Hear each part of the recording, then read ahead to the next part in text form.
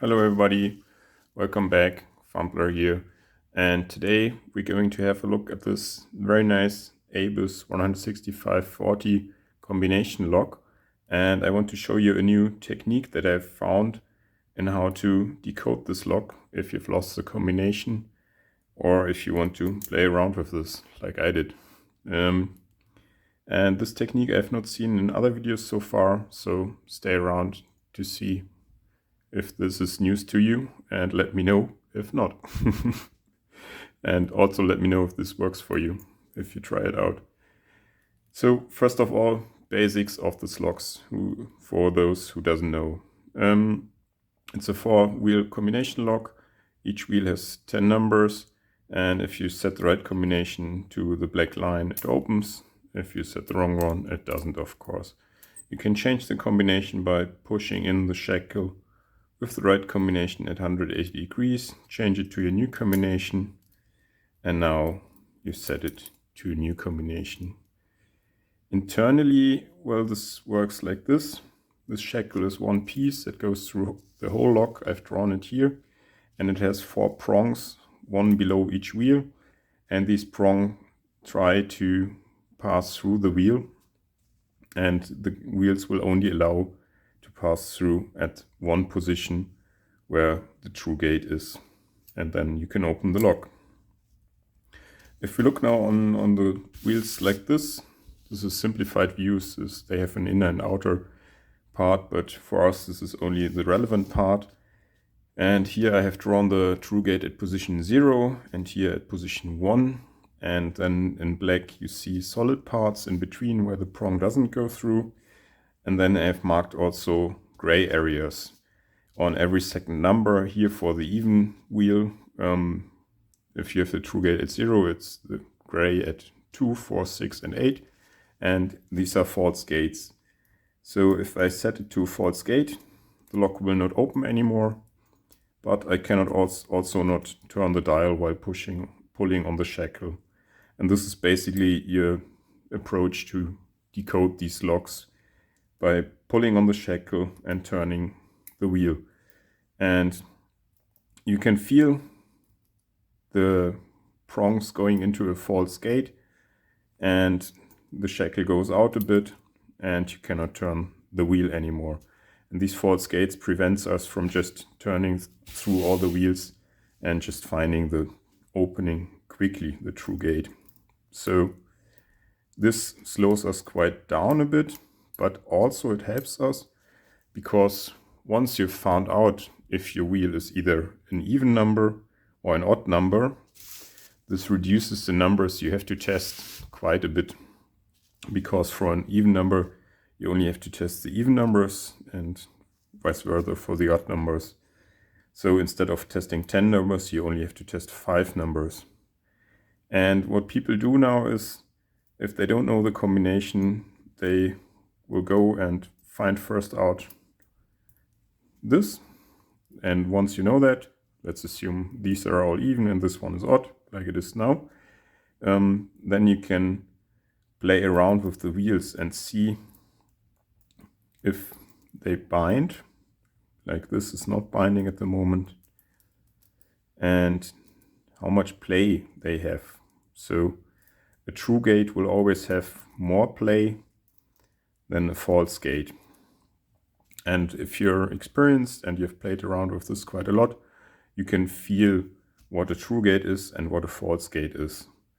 But to me, this was always a bit hard, and I have different feedback from all the wheels. Like this one is binding the last for me. This one is giving very weird feedback always. I can only really imagine if this is a true or a false gate. And what I found out for me, what works best is using an indirect method.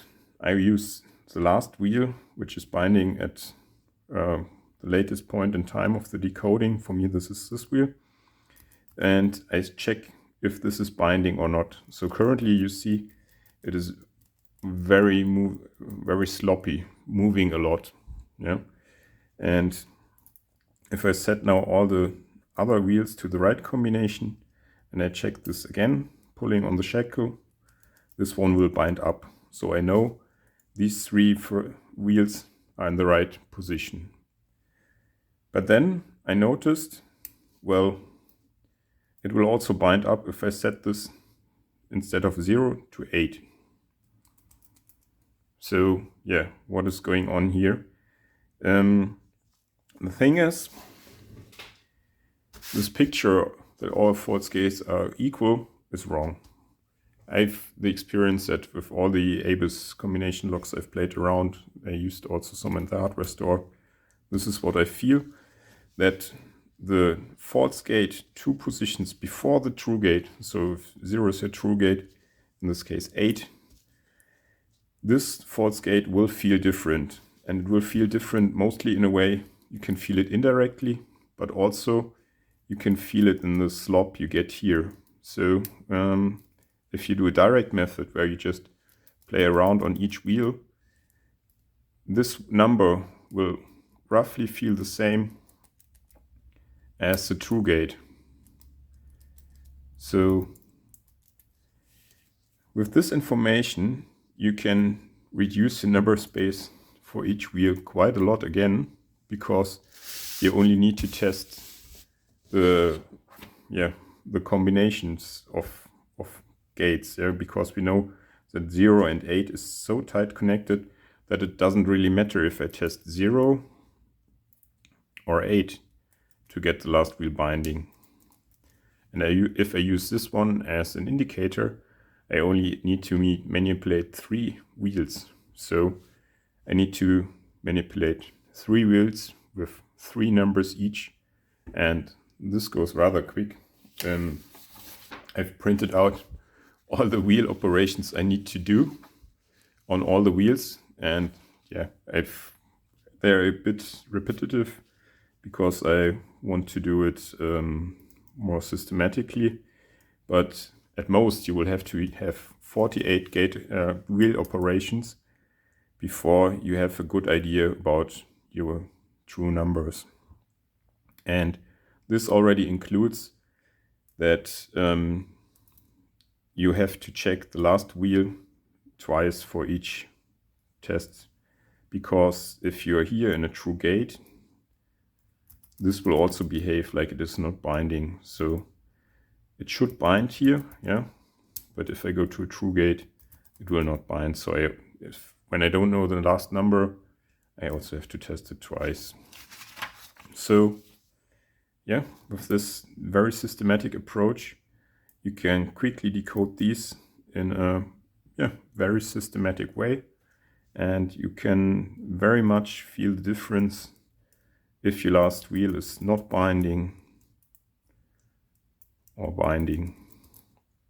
This is very easy to feel, and I hope it helps someone who wants to try it. So I'll put this away now, and then we can quickly decode this. So here we are back for decoding. Still opening at all zeros. Let's change that. And I'll turn the shackle and scramble all wheels. Just like anywhere. Then close it up and scramble them once again. Okay, let's set all zeros. And the lock should not open, hopefully. Yes, all good. And now we have to find out what the wheels are, if they're even or odd. Let's zoom you in a bit. And right away, I can tell by turning freely that this was wrong. So let's see where they catch. This does not catch at all. That seems to catch at odd numbers, maybe. Even, odd. So I think the wheels should be like this. But to make sure, I always do, I go to the next number, like here on this wheel I go to number 2. And then I try to go back to number 1, and if the shackle goes out, I'm right. Yeah, so this one is odd. Same here. Same. This one's even. And same here. So just go up one number and then come back, and then you know what wheel you're in. So what I will do now is I will try to get this one binding. And first of all, let's check if it is binding right now. Here it is sloppy, and this might be a true gate, so we always have to check 2 positions. But no, this wheel is not binding currently. So now I will always rotate the first wheel from 1, 5 to 9. And then I will increase this one from 1 to 5 to 9. Then I will increase this one from 0 to 4 to 8. And then I will go down here again, and then I will go down once more here again. And at some point we should get an indication that this is binding, and then we can get close our number. So we know this is not working out here, so let's go to 5. Nothing here, nothing here. Let's go to 9, nothing here. Something here maybe, let's go to 7. Yeah, so definitely binding here. So we seem to get lucky. Let's check neighboring numbers. We know already that 1 is not the number, so this number is 9. Check 3. 3 is the number because it is still binding here. And let's check 2. Still binding. If I would go to 4, it would not bind anymore, like this. So 2 is our number here. And now I can just go from number to number and pull on the shackle, and the lock will open. 9, 1, 3. And this is our combination. Yeah. And this is how fast it can go. Of course, we got lucky in dialing. But yeah, this is how it turns out statistically, yeah. So yeah, let me know if this technique works for you. For me, it works great, and I will do follow-up video where I decode this one. So yeah, hope you like this technique and maybe it helps you, and hope to see you in the next video. So please subscribe. Bye.